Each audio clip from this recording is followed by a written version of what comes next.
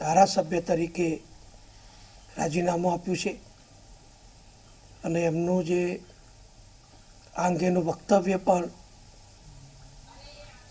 Press media સાથે જે ચર્ચા એમણે કરી એ પણ મેં જે જોઈ એ પ્રમાણે એમના અંગત કારણોથી અને ખાસ કરીને એમણે જે પ્રેસ મીડિયામાં કહ્યું એના આધારે હું કહું તો કોંગ્રેસમાં જે આંતરિક વિખવાદ છે, કોંગ્રેસમાં ધારાસભ્યો, હોદ્દેદારો કે સિનિયર નેતાઓની અવગણના કરવામાં આવે છે અને મહેસાણા જિલ્લામાં કોંગ્રેસના સંગઠન દ્વારા ધારાસભ્ય તરીકે પણ આશાબેનની અવગણના કરવામાં આવતી હતી અને એમને જે ધારાસભ્ય તરીકે માન સન્માન મળવું જોઈએ, અગત્યના વિષય ઉપર એમની સાથે ચર્ચા વિચારણા કરવી જોઈએ અથવા એમનો અભિપ્રાય લેવો જોઈએ, એ લેવામાં નહોતો આવતો એવું તેમણે જે પ્રેસ મીડિયામાં જણાવ્યું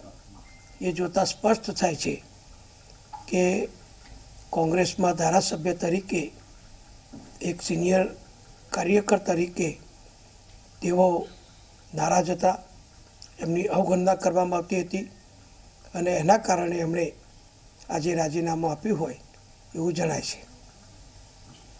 સર, બે મોટા નેતા જે કોંગ્રેસમાંથી જે મહેસાણામાંથી જીવાભાઈ પટેલ અને ડૉક્ટર આશાબેન પટેલ પણ હવે જોડાયા છે. લોકસભાની ચૂંટણીમાં બંનેમાંથી કોઈ એક ઉમેદવાર રહેશે ભાજપમાં?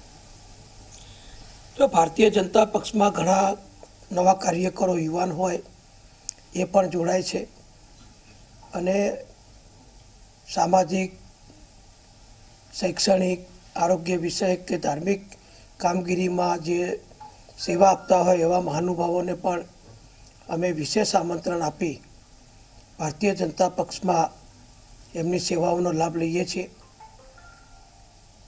અગાઉ જે લોકો સંસદ સભ્ય હોય, ધારાસભ્ય હોય, કોઈ પક્ષમાં રહીને હોદ્દા ઉપર રહ્યા હોય એવા લોકોને, એવા મહાનુભાવોને જ્યારે એમ લાગે કે ભારતીય જનતા પક્ષમાં વધુ સારી રીતે અમે અમારા વિસ્તારની કામગીરી કરી શકીએ એમ છીએ, વધુ સારું સેવા એમના ક્ષેત્રમાં આપી શકે એમ છે, તો એવા મહાનુભાવો પણ જે તે પક્ષ છોડી અને ભારતીય જનતા પક્ષમાં જોડાય છે અને ભાજપમાં જોડાયેલા દરેક કક્ષાના, દરેક ઉંમરના, દરેક વ્યવસાયવાળા પ્રતિષ્ઠિત કાર્યકરોને અમે યોગ્ય રીતે માન સન્માન મળે એનો સંપૂર્ણ પ્રયત્ન કરીએ છીએ અને એમની કામગીરીનો, એમના અનુભવનો અને એમની જે સંબંધો છે અન્ય વિસ્તારોમાં એનો જેટલો શક્ય હોય એટલો ઉપયોગ કરીને પક્ષને મજબૂત બનાવવાનું કામ અમે કરીએ છીએ. એટલે ઉત્તર ગુજરાતના વિશેષ વાત છે સર, મહેસાણાથી લડશે બંનેમાં? નહીં, એકલું ઉત્તર ગુજરાત નહીં, આખા ગુજરાતમાં તમે જુઓ તો અનેક કાર્યકરો, આગેવાનો ભાજપમાં જોડાઈ રહ્યા છે.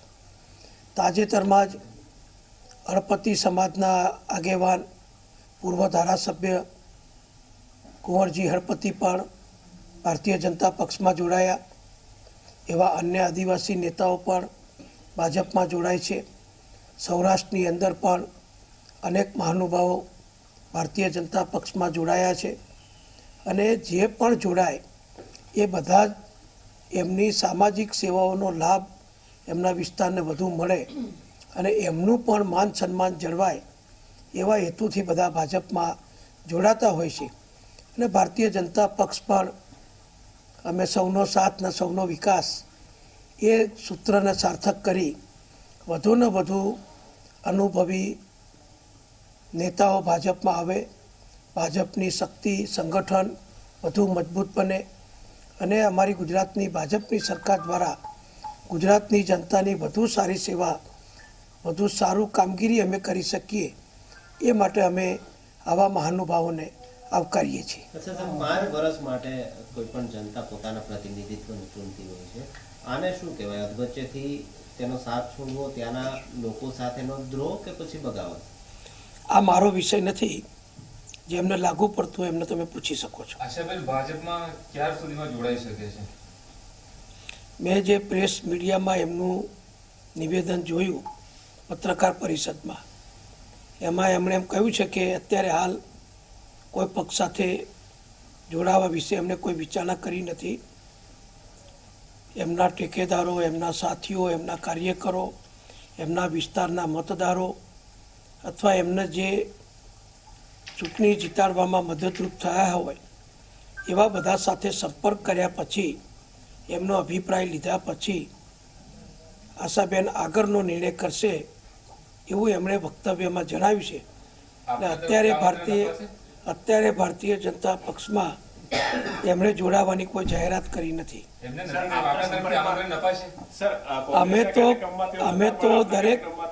અમે તો દરેક સારા સાચા પ્રજાના સેવક કાર્યકરો હોય, સામાજિક ક્ષેત્રે કામ કરતા અગ્રણીઓ હોય, મહાનુભાવો હોય, એ બધાને જ ભાજપમાં આવકારીએ છીએ. મહેસાણાની કોંગ્રેસની કારોબારીમાં તેઓ ઉપસ્થિત હતા, પણ આપના કાર્યક્રમમાં આપની સાથે હતા અને આપના સતત સંપર્કમાં હતા અને આપના કારણે જ તેઓ અહીંયા ભાજપમાં જોડાશે એવી વાત છે.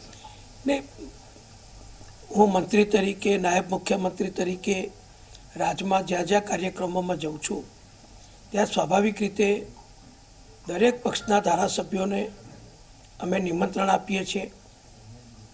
પત્રિકામાં પણ એમનું નામ છાપીએ છીએ. એમની સંમતિ લીધા પછી એમને આમંત્રણ આપીએ છીએ. કદાચ કોઈને એ દિવસ કાર્યક્રમમાં આવવાનું અનુકૂળ ન હોય ને અસંમતિ બતાવે તો અમે પત્રિકામાં નામ પણ નથી છાપતા કે પાછળથી વિવાદ ન થાય કે ધારાસભ્ય કાર્યક્રમમાં ગયા નહીં. એટલે જ્યાં જ્યાં અમે જઈએ ત્યાં બધાને સંપર્ક કરીએ છીએ.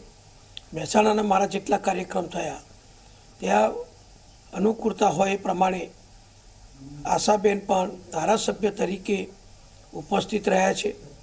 અને સ્વાભાવિક છે કે સરકાર, મંત્રીઓ, અધિકારીઓ એ બધા જે કાર્યક્રમમાં જોડાયા હોય અને જે પ્રજાલક્ષી કાર્યક્રમ હોય, સરકારની સેવાલક્ષી કાર્યક્રમ હોય, સરકારની યોજનાલક્ષી કાર્યક્રમ હોય કે જેનો લાભ કોઈ પણ જ્ઞાતિ, જાતિ કે પક્ષના ભેદભાવ સિવાય દરેક વ્યક્તિને મળતો હોય તો એમાં દરેક મહાનુભાવ જોડાતા હોય છે.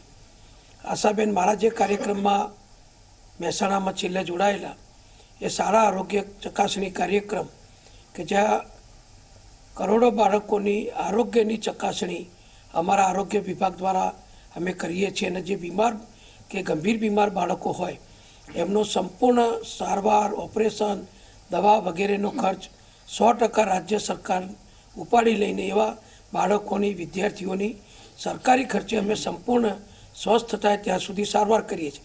એટલે આવો પ્રજાલક્ષી કાર્યક્રમ હોય, શિક્ષણલક્ષી, બાળકોલક્ષી કાર્યક્રમ હોય અને આશાબેન પોતે પ્રોફેસર છે એટલે સ્વાભાવિક છે કે પ્રોફેસર તરીકે એમની આ શિક્ષણ વિભાગના કાર્યક્રમમાં કે બાળકોના આરોગ્યની ચકાસણી અને એની સારવાર સુવિધાના કાર્યક્રમમાં એમને રસ હોય એટલે ઉપસ્થિત રહ્યા હોય એટલે અમે બધી જગ્યાએ એમને બોલાવીએ છીએ.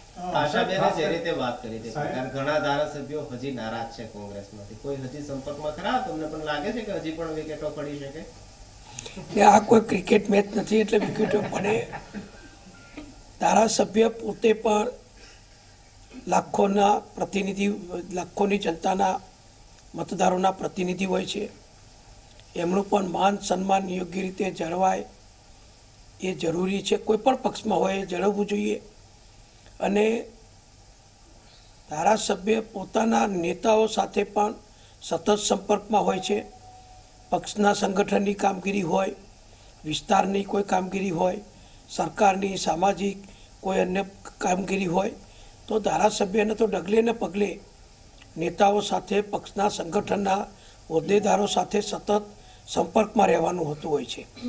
ત્યારે સ્વાભાવિક છે કે આશાબેનને જ્યારે એમ લાગ્યું હોય કે મારા પક્ષમાં મારું માન સન્માન નથી, મારા નેતાઓ મારી સાથે યોગ્ય રીતે સંકલન કરતા નથી, જિલ્લાના કોંગ્રેસના હોદ્દેદારો એમનું માન સન્માન જાળવતા નથી, એવું જ્યારે એમને વ્યથા થઈ હશે ત્યારે જ એમણે આ પગલું લીધું હશે એવું હું માનું છું.